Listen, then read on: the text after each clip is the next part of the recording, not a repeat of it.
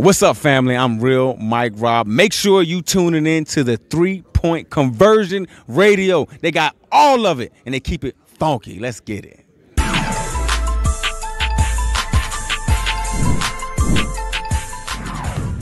I just watched that game last night, we played the Broncos, and they had some losses, and I'm really learning a lot about this league, and not many teams have that. I agree with Miles, but that's not an indictment on us. That's just the world we're in. I think the 2 injuries to our offensive line and DJ Shark, those are big hits that we took. But I'm not worried about that. I'm glad he looks at it that way, and I think that's the message in the locker room. That's the culture of the locker room right now. Let's get real serious about our jobs, and we've had a great week, and I told you guys all along that has been zero resistance in that locker room. Obviously, a lot of injuries to the interior offensive line, but Jawan and Cam stayed healthy for the most part. What have you really seen from them to this point? I think Cam is really improved from a year ago. I think he's a really good practice player, a very talented player. Love the guy. Actually, a really good leader. And I didn't know that. I think Hop's done a nice job with the line. Jawan Taylor didn't play as well last week, but he's been pretty consistent. When we start playing Von Millers of the world and Chandler Jones, and then this outfit coming up, those guys, you get exposed now if your tackles are getting beat. And I think the combination of Trevor getting the ball out fast, having good pocket awareness, this would be a challenge because of the push now. This is going to be one of the best pushes that we've had inside, and the push that we're not getting on defense right now is correlated to the edge pressure. You can have really good edge pressure. At times we do, but the quarterback steps up and there's nothing there. Or, even worse, someone gets out of a rush lane and Tua scrambles for a first down. So it's amazing how that whole thing works together.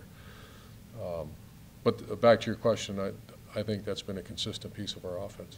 Yeah, absolutely. And then, obviously this can be said for most quarterbacks, but Gino's kind of been a different quarterback when he's pressured as opposed to when he's kept clean. How do you really feel about the projection of you guys' pass rush, and is it trending upward? I would say Josh Allen and Smoot are trending upward. I still don't feel great about our interior, but Roy's been out for a while, and we brought him here for that. He's very talented, very long, powerful guy. Taven Bryant, we have to get more out of him. Jihad Ward will do some inside, and then we might change up some other packages to get more people involved. But that's the interior's is the issue right now. Do you have a higher regard for James Robinson than say you did training camp? I've been pretty high on James because he was here in January and never missed a day. He's an ultimate grinder. We're related in some far distant times because I coached at Illinois State and he's from Illinois State, the hotbed of talent. But I love him, and we all do. He just doesn't say much, but he's a grinder, and we wanted to really work on his second level running, and he has, and you can see it. He can pick his legs up through. Last year he got tripped up a lot. Really proud of the way he's worked, but great respect for him. Love him. What do you feel his #1 strength? Toughness. The toughness of work ethic. He's an absolute grinder. He's as hard-working guy as I've been around. Trevor's pocket awareness and movement in the pocket, pretty rare for a young quarterback. Was it better than maybe you thought it could be at first? Yeah, he's one of the taller quarterbacks. Dwayne Haskins and Cardell were the 2 that were kind of looked over people. A lot of times when you have a smaller quarterback, you get the pocket awareness, and it's just when you have tall offensive lineman and a shorter quarterback, a lot of times guys will bail fast because they can't see. And his awareness is, first of all, he's blessed to be almost 6'6". But he is naturally pretty aware back there. He can slide, and he's courageous. He just, he's going to stand in the pocket and take it.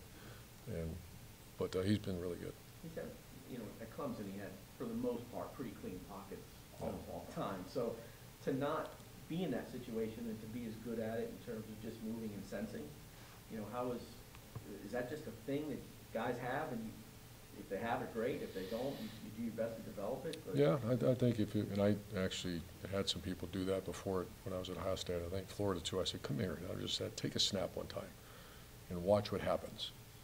You have about 1.8 to 2.4 seconds. So you got J.J. Watts and trying to tear your head off, and you have to know what all other 10 people are doing. I mean, that's a really unique position in all of sport to be a quarterback. So, yeah, some people got it, and I've had other ones that just you try, and they just don't have it.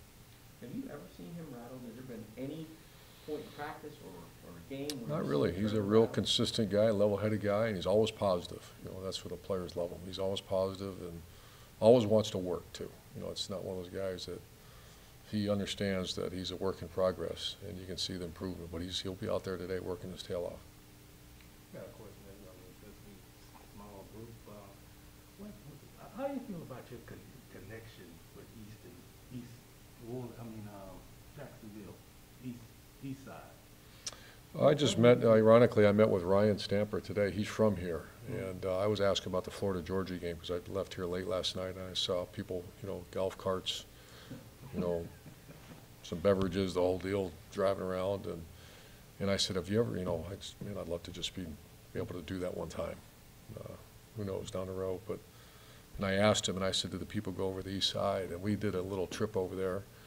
And I even told Stamp, I said, we have to do something. We have to get our players involved. That's a really neat. Bob Hayes is from over there. There's a great history over there. And I've always been a fan of the underdog, man. And let's you know, it's right there. So I look for something in the future. I know Shad's already donated some money, and we got we're going to get more involved.